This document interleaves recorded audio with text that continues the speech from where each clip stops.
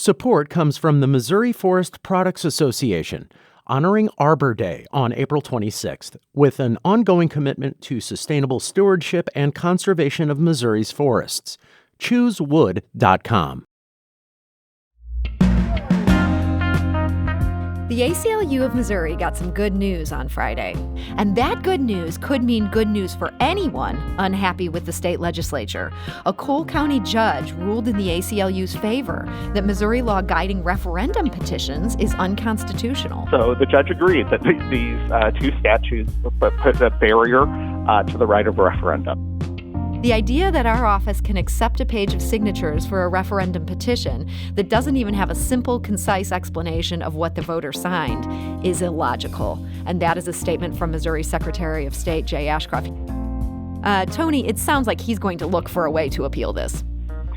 Sure. Anytime a statute is found unconstitutional, we would expect the state to appeal and for it to go to the Missouri Supreme Court, and that's probably appropriate. The state Supreme Court should have the final say on what the Constitution means, but we're confident.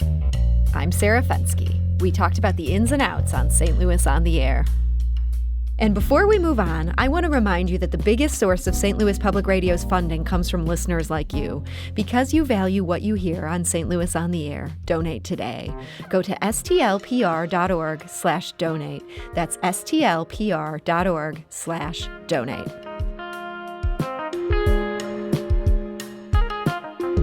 Tony Rothert is the legal director of the ACLU here in Missouri. Tony, welcome back. Thanks. Glad to be here.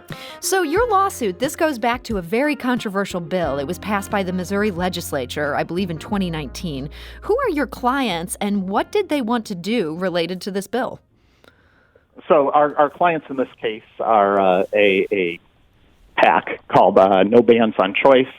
And some individuals involved in operating that who wanted to put the abortion bans that passed last year on the ballot through a process that's been in our Constitution since the 1800s called referendum. It allows the people of the state to have a veto over any legislation that is passed.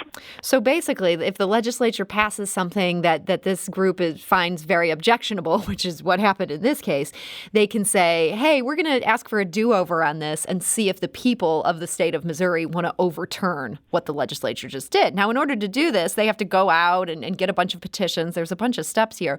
What happened in this case that ended up leading to a lawsuit? Well, you're right. A lot of signatures need to be collected, and then that's how you get it on the ballot. And it's about 100,000, a little more than 100,000 signatures that are required statewide by the Constitution. So what happened here is that the Secretary of State ran out the clock. The law, you have 90 days from the adjournment of the legislature to submit the petition signatures. And in 1997, the legislature passed the two laws that we challenged in this case. And they said that you could not count signatures or collect signatures. You couldn't even start until the Secretary of State certifies ballot language. And the other statute says that you can't count any signatures that were collected before then. Okay. So last year that took 42 days for the Secretary of State to certify a ballot summary out of the 90 days that were available to collect signatures, and it just makes it impossible. Almost cutting the time in half makes it impossible to get something on the ballot.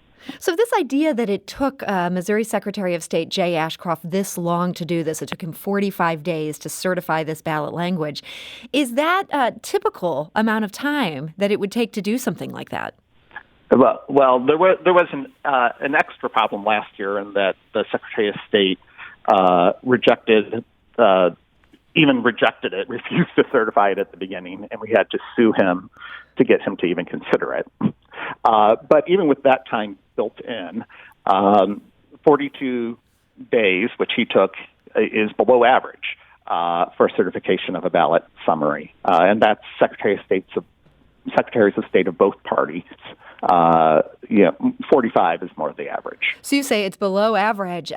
This is not like secretaries of state have generally been accomplishing this in 10 days, and then people have the rest of the 80 days to be out there gathering petitions. People are stuck with this super tight timeline.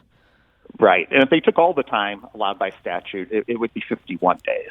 So Secretary of State Ashcroft actually did not take the full time he would have been allowed. Okay. But you still ended up bringing this lawsuit. Basically, what were you saying in your lawsuit here about these two statutes going back to 1997? Well, what these statutes do is they effectively make it impossible for someone to put a referendum on the ballot unless the legislature happens to pass the offensive bill, very early in the session. Since 1997, there's only been one referendum on the ballot, and it was the right to work referendum, and it only got on because the legislature passed it as their first act of business, and Governor Greitens signed it right away. So there was plenty of time until August 28th to collect signatures. When the legislature passes something controversial, all they have to do is do it on the last day, and with these statutes, the legislature effectively took away the veto that we, the people, retained in the Constitution over the legislature. Okay. So you're saying this is unconstitutional. Now it's not just you saying this. The judge basically said this in the ruling that he issued on Friday. Yes. So the judge agreed that these two statutes put a barrier to the right of referendum. And what it means is that people will be able to collect signatures right away, right after the governor signs the law. If you want to put a referendum on the ballot, challenge a piece of legislation, you will have the full 90 days that the Constitution intended, or longer. And you can collect signatures right away, and those signatures will count. So this is basically a sea change. I mean, you're saying there's only been one of these referendums in decades, and people are able to do this by just passing these laws at the end of the session. If this stands, that's no longer going to be the case. That is true. It is a sea change from 1997, but it is the way the state operated for more than a century before that, when the referendums were on the ballot much more frequently, and the people exercise greater control over the legislature.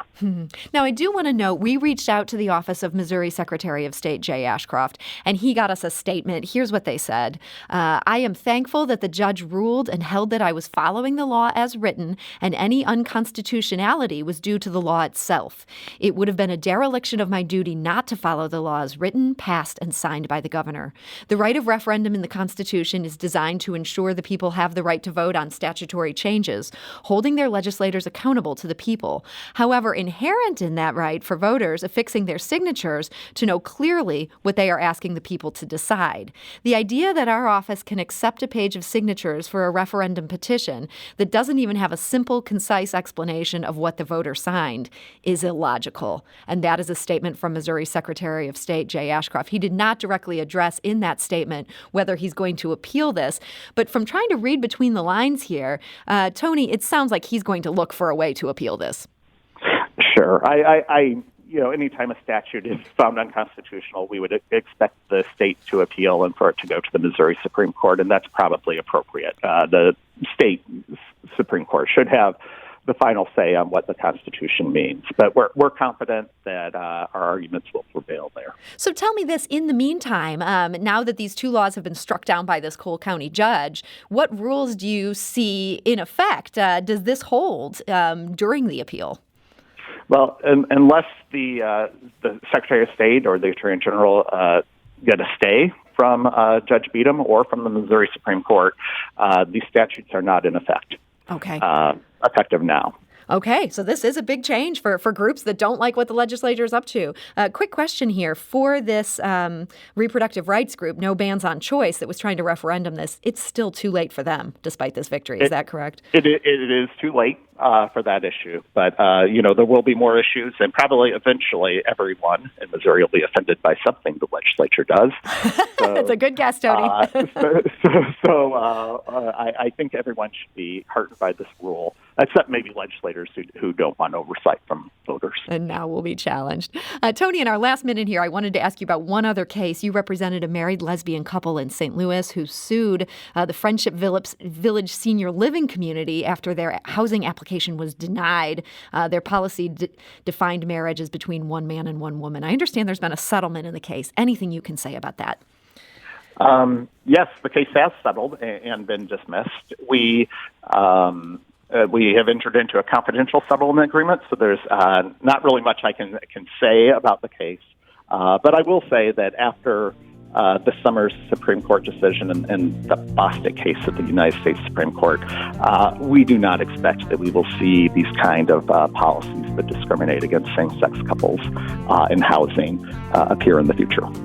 Well, Tony Rothert, legal director of the ACLU of Missouri, thank you so much for joining us today. Okay, thank you for having me.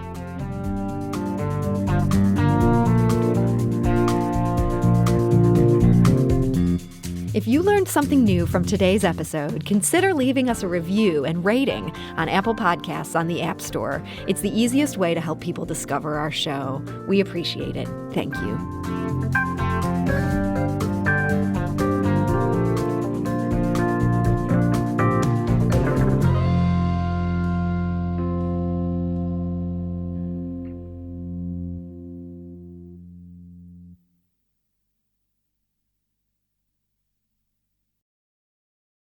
Support comes from the Missouri Forest Products Association, honoring Arbor Day on April 26th, with an ongoing commitment to sustainable stewardship and conservation of Missouri's forests.